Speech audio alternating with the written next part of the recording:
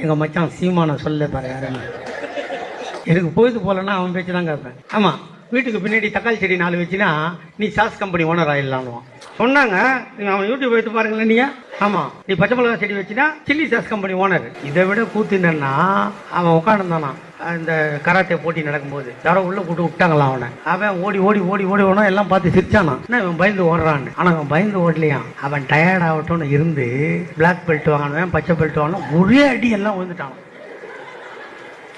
இதுவாது பாதி கற்பனை. இங்கிருந்து இலங்கைக்கு போயிட்டானா. பிரபாகரன் கூட உட்காந்துக்கிறானா. மான் கறி சாப்பிட்றியா முயல் கறி சாப்பிட்றியான்னு ஒரு கேட்டுக்கிறாராம். ஏன்னா ஒரு மான் கறி முயல் கறி வேட்டையாடுறது தானே 18 பேரோட காட்டுக்கு போனாங்க அண்ணன் பிரபாகரன். பக்கத்தில் உட்காந்துருக்காராம். திடீர்னு தட தட ஒரே துப்பாக்கி சவுண்டான்.